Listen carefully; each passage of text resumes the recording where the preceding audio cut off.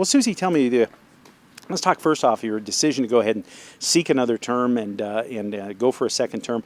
What kind of drove your thought process as you were thinking about whether to file and continue in the office? It was a tough decision. My life is pretty good when I'm not here, a lot less problems in some ways. But the reality is, I think I've done a great job. Everything that I ran on, I have followed through on. I talked about natural resources, and I'm the most involved person in our county on that. And not trying to push any agenda, but to educate us all, and especially our citizens. So I'm really proud of that. I also ran as turning this into a business entity instead of it's the people's money, go blow it. So I'm proud that we've saved $1.5 million in hard cash that we can print out off of asking a simple question. If we'd continued the spending spree, we'd have another $1.5 million that had been blown out the window. We've brought our reserves up from about 5% to 16%. That was our goal. We made it in exactly the time we wanted. That means our county can function for 59 days versus the 11 days that we were before. So that's just a couple of the things. Trying to bring in economic development, complete our airport expansion, which is key to economic development. I know that when you look at the accomplishments, I know 3-4 years ago you were saying that this idea of running this like a business. When you look back and look over this 3-4 year period, do you kind of feel like that's one of the real accomplishments that you could put a check mark by? Absolutely. When we came in, the budget process was chaotic, and Ron Stoltz and I sat down, worked with our CFO, and created the first budget policy, which made a very predictable zero-based operations budget. We then took the concept of reserves, which were very limited, and expanded it so every department has an excellent savings account for those predictable items that come up on a regular basis that they can be saving ahead for, but also for the unpredictable.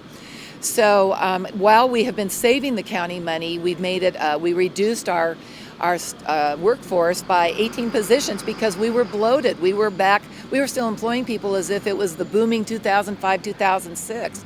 On top of that, with the $1.7 million that we've had to pay out on these lost lawsuits from the previous commission, this last one is the only one that we've had to go to the citizens for. Everything else has been the citizens' tax dollars, but through our reserve system, we've been able to absorb the first million. And then I can't even think about what the cost was to the county and the hard dollars of litigation on 14 lost cases. We have had no lawsuits to do with private property rights, illegal activities in any manner. When you look at a lot of what we talk about with the controversy and some of those things this last year, it's had its bumps in the road. How do you feel about that? Some have taken you to task a little bit about how you've dealt with things, but generally when you look at dealing with controversy, trying to work through some of those problems, how do you look back on those experiences? Well, honestly, the thing that hurts me the most is that, and I'm going to say with the exception of a couple of people, you being one of them, the media has made a feeding frenzy out of everything this commission has done.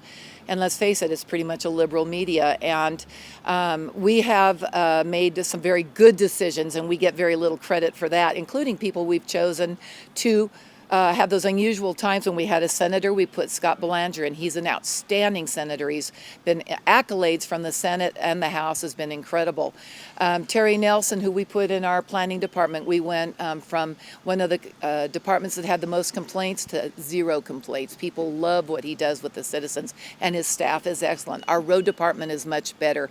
We were not getting a bang for our dollar on the road department. We were being basically taken down a bad path, and our roads are the roads are in show that, and we're trying to turn that around. We just had $500,000 in road destruction happen with that event. Had we not had our reserves, had we not had the staff, we would still be in chaos. Some feeling that you try to work through those things as best you can, and sometimes you learn things on the other side of the tunnel, I suppose, right? Sure. I mean, and we have to follow the law, and every citizen's given the right to be innocent until proven guilty, and I've really been beat up on that. But I've been an employer, and I know how important HR law is in protecting that citizen. And frankly, I'm sorry, it breaks my heart what we went through with the Treasurer's Department, but we also cleaned house. We had some employees there who caused, as the report by Judge Swindell said, the bulk of the problems when it comes to, had they done their job and encouraged everybody to work as the team that they were, very few problems would have come up that would not have been more natural with any other transition. We are now looking for our 5th treasurer in 4 years, and these people bragged about being responsible for that. That's what disappoints me. The scandal in the Bitterroot is that we had situations that were not able to be talked about, but have hurt everybody. Will Val Stamey, come after us? I don't know, but knowing what I know today, it would have been great if we had an option that was better than her. But to be honest with you, with what I learned about her afterwards and what I learned about the other option, I think we still would have been with the right person.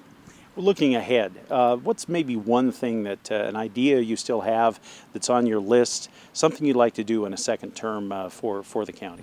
I think that we're learning more and more about our natural resources and our role with the Forest Service. People think that I'm against our Forest Service, and I'm not. I am upset with the federal government that is putting its resources, our treasure, into the areas that they have no constitutional right to. They took on the burden and the blessings of having a National Forest Service system that is supposed to be managing these forests. They have completely depleted their funding, and they're killing rural America with the decisions that are being driven from Washington, D.C., and that's who I think we have to deal with, and why I'm so involved on a regional and even a national level. That's where Ravalli County has to go if we're going to get our forests cleaned up and support this Forest Service system.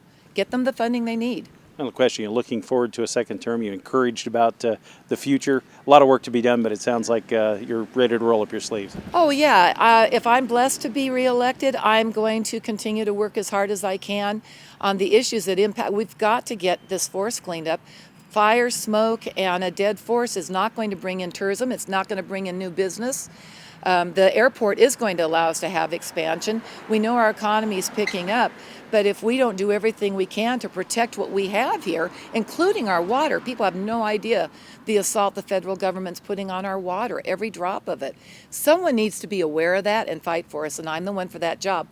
However, if the citizens feel differently and we want to go back to the way things were, I'm going to enjoy life anyway.